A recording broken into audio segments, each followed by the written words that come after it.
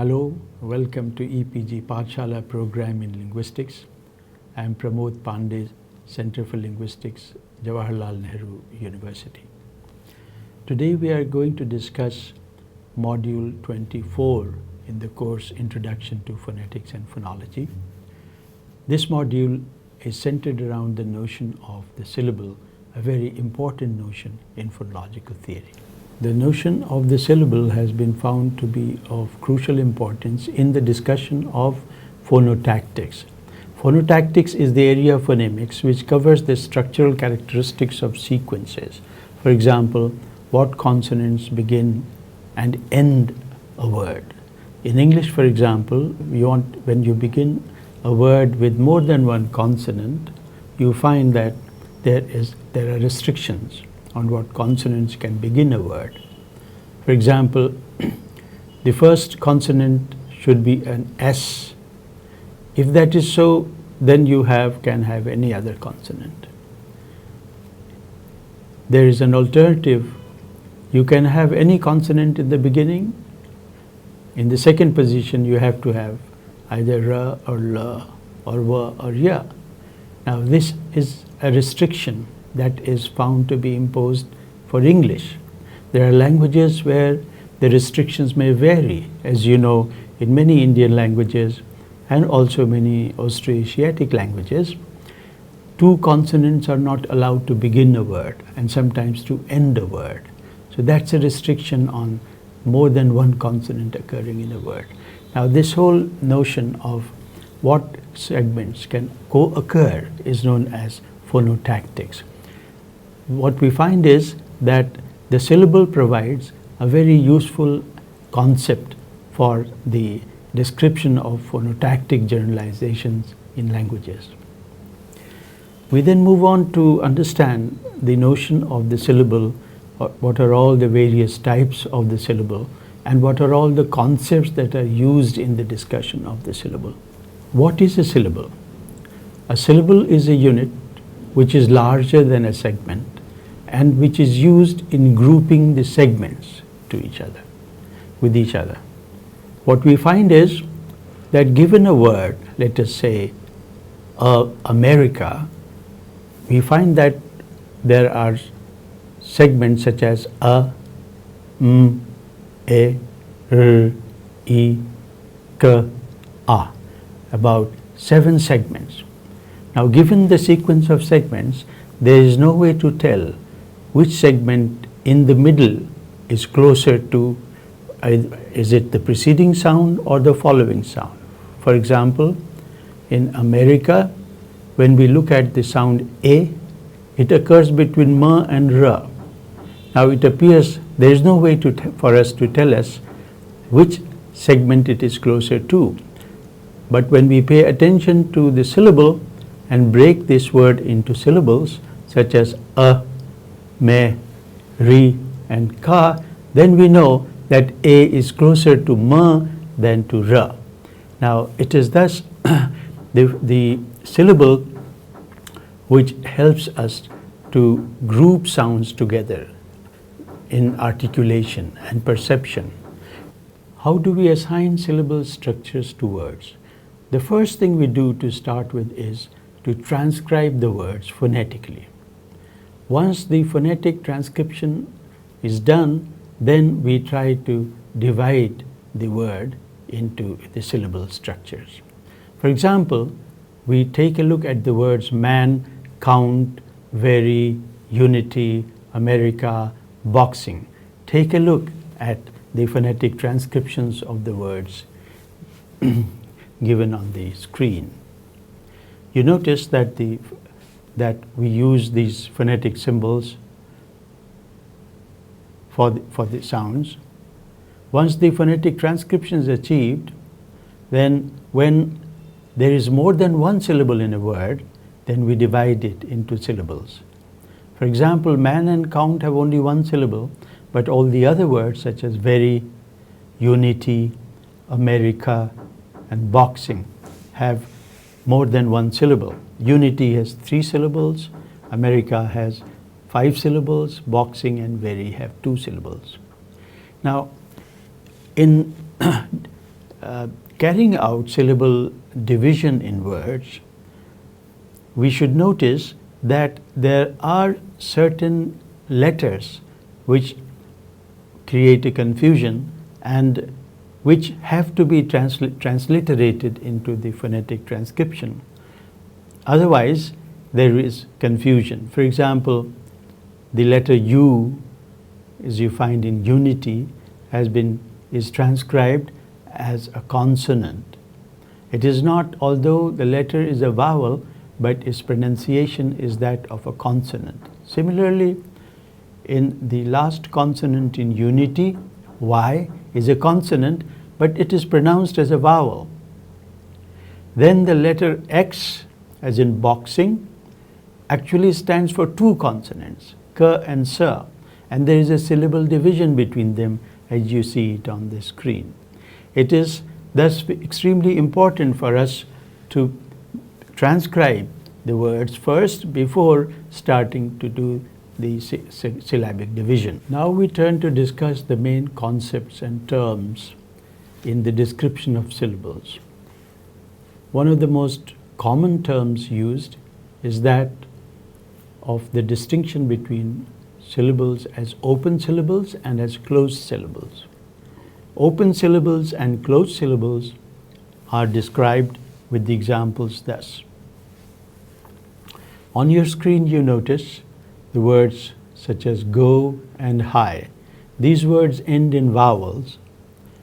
The words eat, ball and mold, all of them end in a consonant. In order to be able to make explicit the distinction between open syllables and closed syllables, it is found convenient to use the symbols V for vowel and C for consonant. Thus, the open syllables go and high are shown to have the structure CV in both cases. G and H are C and O and I are V. In the words eat, ball and mold, the structures are CVC and CVCC. So we have eat and ball, there is one consonant after the vowel. In mold, we have two consonants after the vowel. Thus, the structures are two then, CVC for eat and ball and CVCC for mold. This way we describe the syllable structures of languages. The next thing we do in describing the syllable structures of languages is trying to arrive at a common syllable structure, at a template of syllable structure, which is called canonical syllable structure. Now let's see how we arrive at the canonical syllable structures in languages. So let us look at the syllable structures in the language Korku. What you have on the screen are these words with their CV structures and their glosses. Take a look at the word sister-in-law. That has only one segment, a V, a vowel. The word water has a consonant before it, so we have CV. The word for one, mya, has two consonants, m, c, and v. The word for wash has no consonant before the vowel and a single consonant after the vowel, so it's VC. The word for all is CVC. This way, when we proceed, we come to words which have more than one syllable. For example, the word for yesterday, cold in. Now, there it is that we have to divide the syllable. So we get CVC and CVC, two syllables of the same structure. When we try to take a look at all of the possible syllable structures in the languages, what we find is that there is a kind of an abstract structure that occurs before us. This structure is described like this. You have a vowel in the center that is an obligatory element. it has to appear. That's what you find in all the words. All the words have a vowel. And in addition, there are optional elements. There may be one consonant before it, maximally two consonants before it. Similarly, there may be one consonant after the vowel and maximally two consonants after the vowels. So given this structure, CC, V, CC, of which both the consonants in the beginning and in the end are optional, we can account for all the syllable structures that are found in the language. Now this is how the canonical syllable structures in languages are described.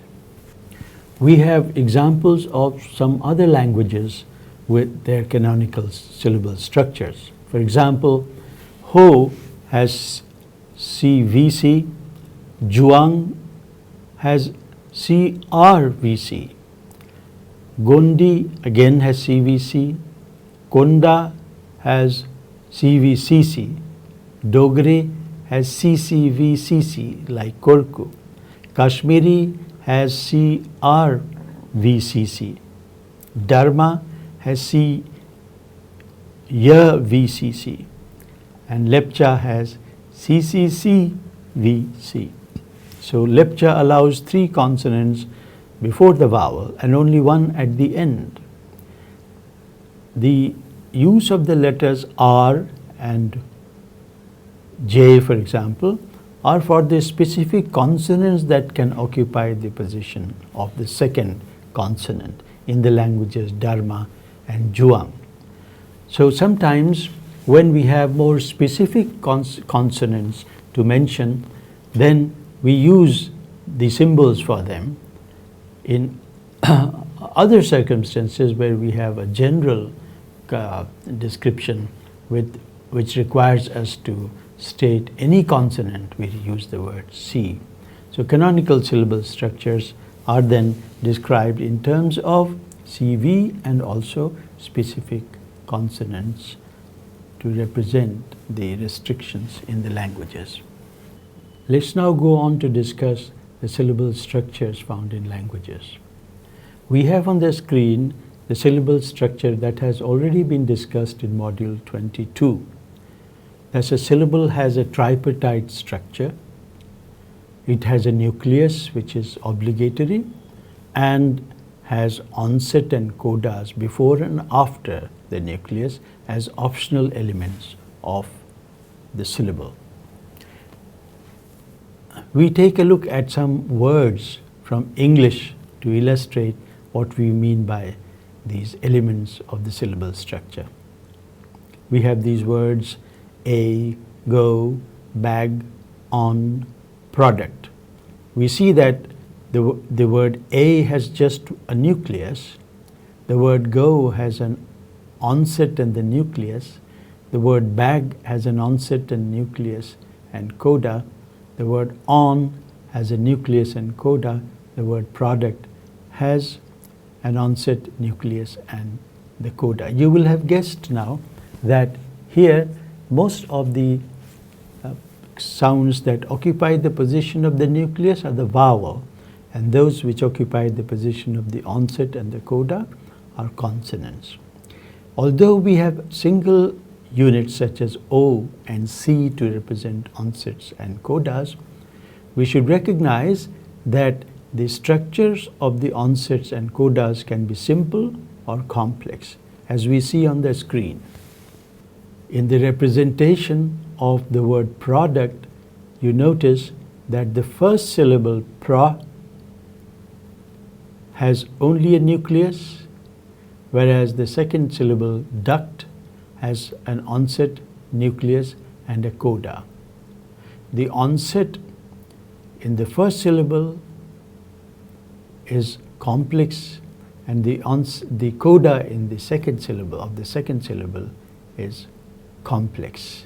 Apart from the notions of the onset, nucleus and coda, it was later suggested that we need another concept called the interlude. What is an interlude? An interlude is a consonant whose syllabic constituency is uncertain. That means, given a consonant between two vowels, there is no certainty with regard to which vowel it goes to. The notion was introduced by Pike and Pike. This notion has proved to be very useful. So although it was introduced in the 1940s, it continues to be used today. The term that is preferred is ambisyllabicity. That means a consonant which is an interlude consonant is ambisyllabic. It can belong to both syllables. As we find, for example, for the pronunciation of the word sitting, as we do in Indian English, and its pronunciation in American English is something like sitting. The reason why we have this middle sound t being pronounced as something like ra is, we are told, because it belongs to both the vowels, the e as well as ing. So it connects to both the syllables, the preceding syllable and the following syllable. In a way, ambisyllabic consonants thus show overlapping of articulation of the onset of the following syllable on the coda of the preceding syllable. You will learn later that the notion of ambisyllabicity is very useful in work on speech synthesis, for example. If you want to get the correct result regarding the pronunciations of sounds, then for pronunciations such as sitting in American English, we have to show them to be connected with both the syllables, preceding and following syllable.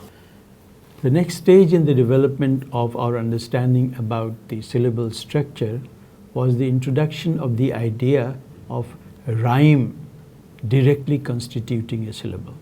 So in place of a syllable having tripartite division straight away, such as onset, nucleus and coda, we came to have a binary distinction.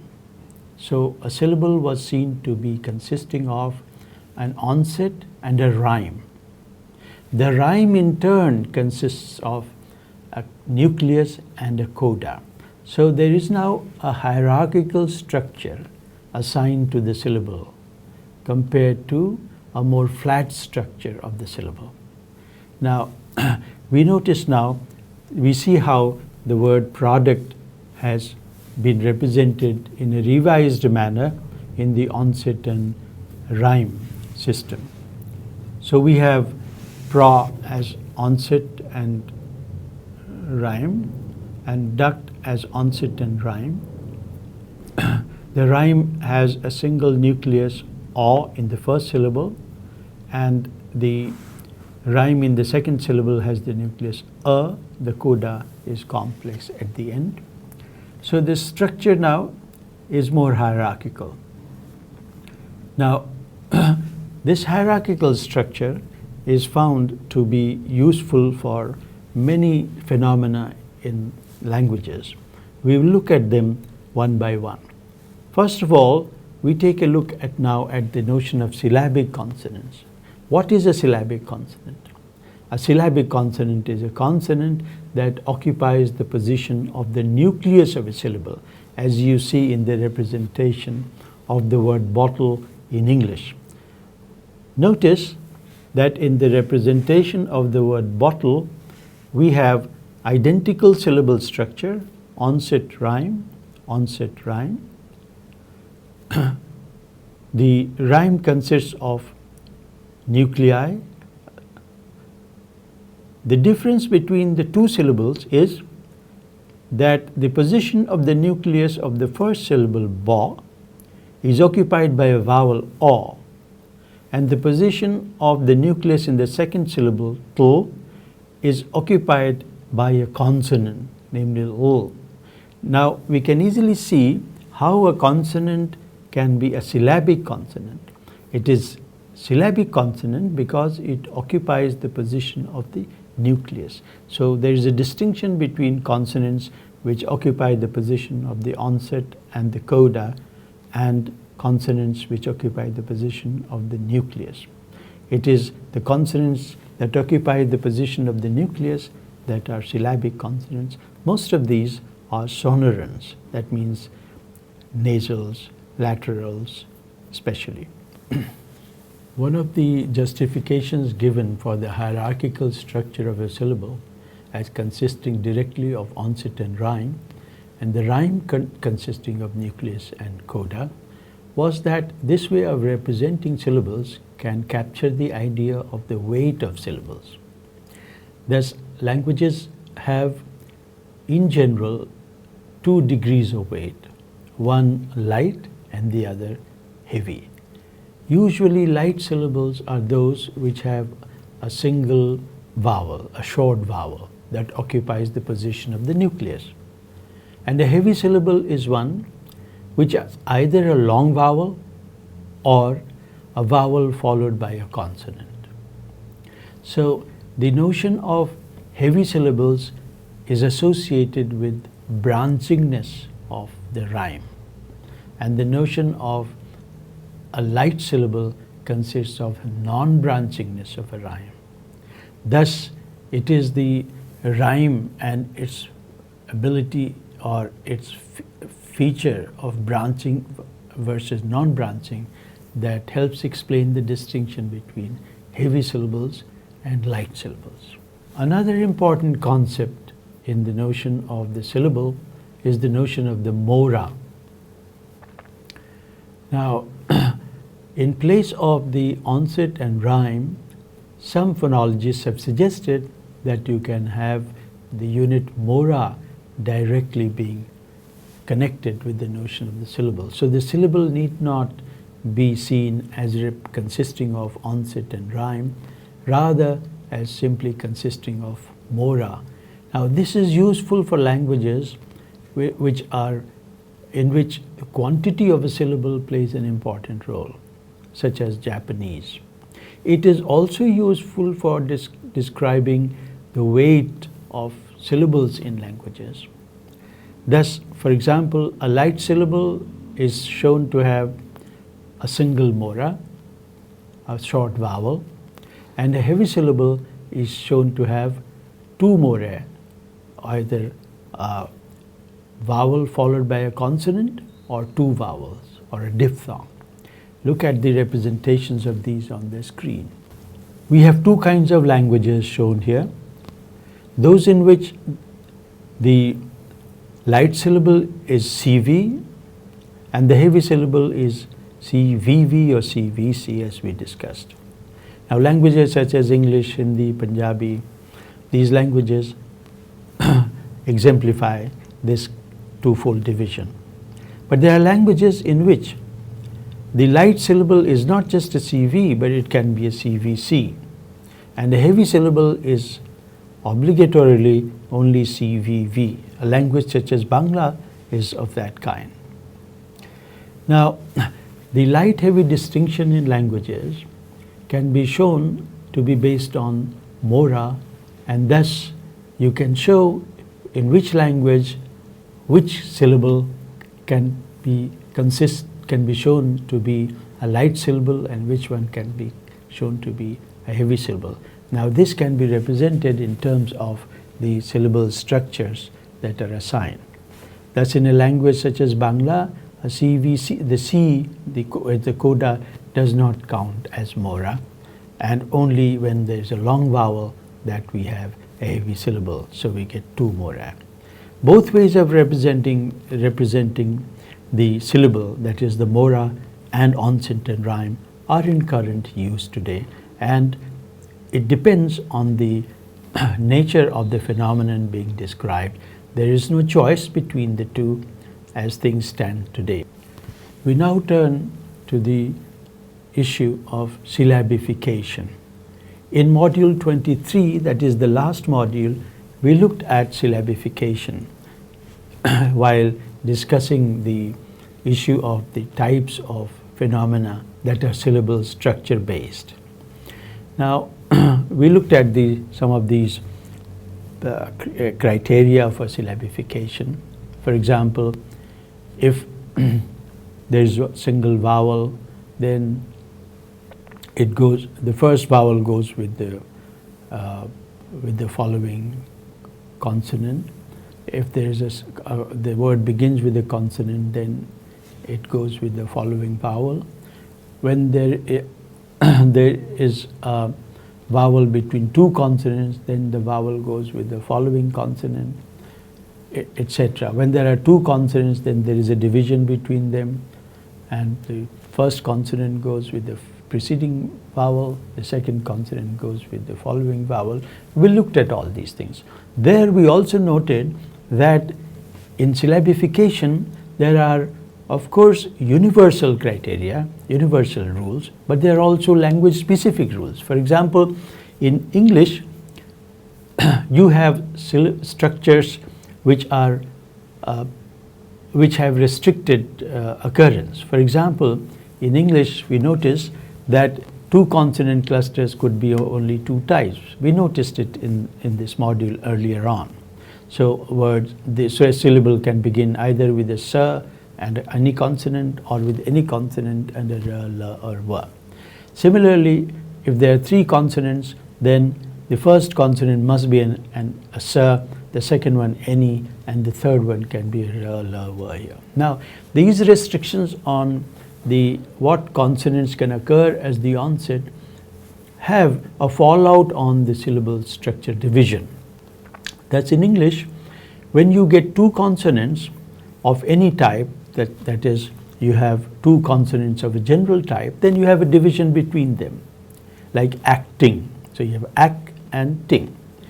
But if you get consonants of the S plus any consonant structure, or a consonant plus r, l, w structure, then there is no syllable division between them.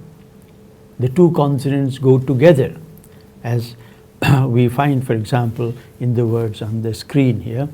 We have words such as style, speak, swear, slow, play, pray, quiet, cure, representing the restrictions on the consonants that can occur in the onset position.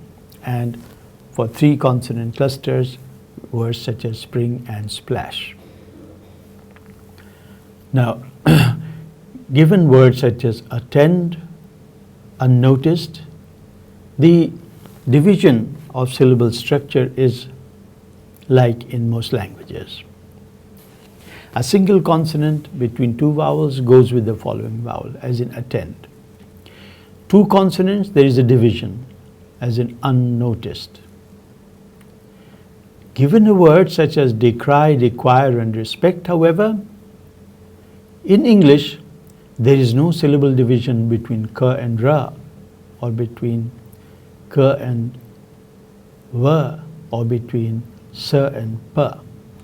So the only way to divide the words into syllables is decry, require, and respect.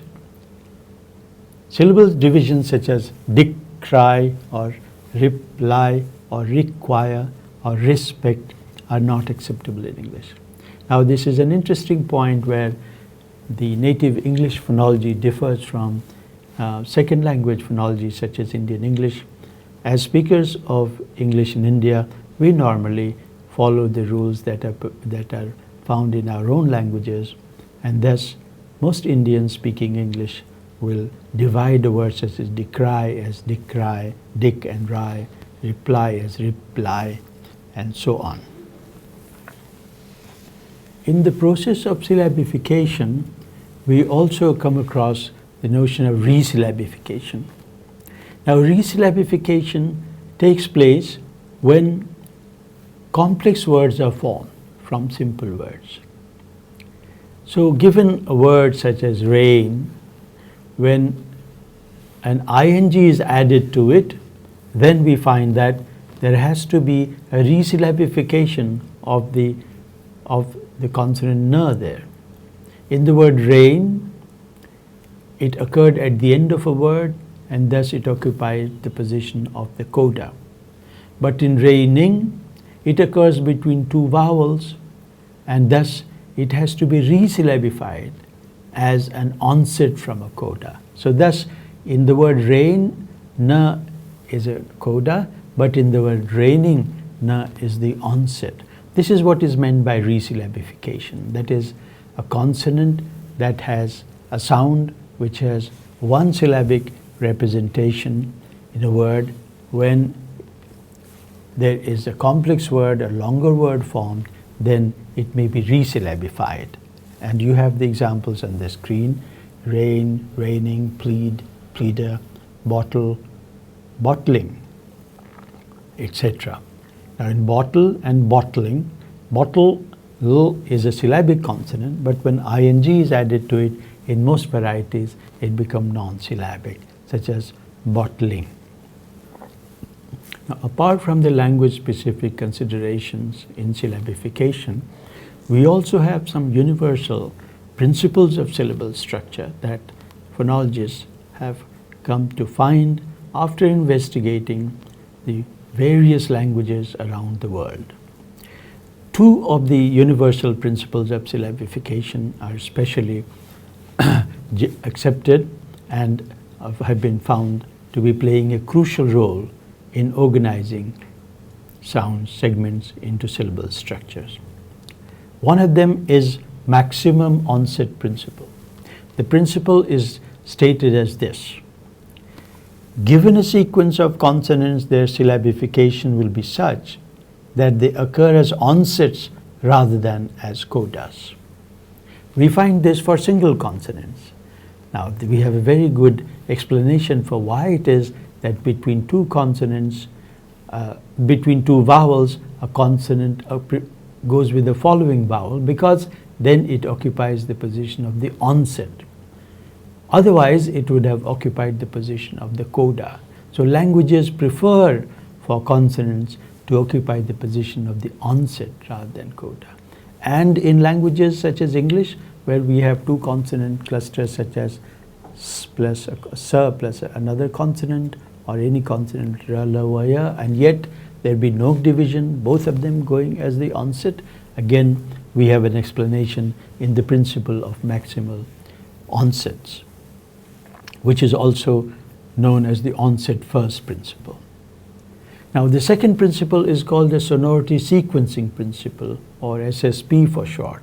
It is based on the notion of a sonority scale. A sonority scale, as you see on the screen, is a scale that consists of the arrangement of different groups of sounds as being less to more sonorant. So we have on the screen one of the classifications. We have the geminate stops being shown as the least sonorant, followed by voiceless stops, followed by voice stops, and then fricatives, voiceless fricatives, and then voiced fricatives, then liquids like la, ra, then glides, wa, ya, then vowels or syllabic consonants. We also have proposals for specific sonority scale within these groups. For example, for vowels, we are told e, u is less sonorous than a, o, which are less sonorous than a.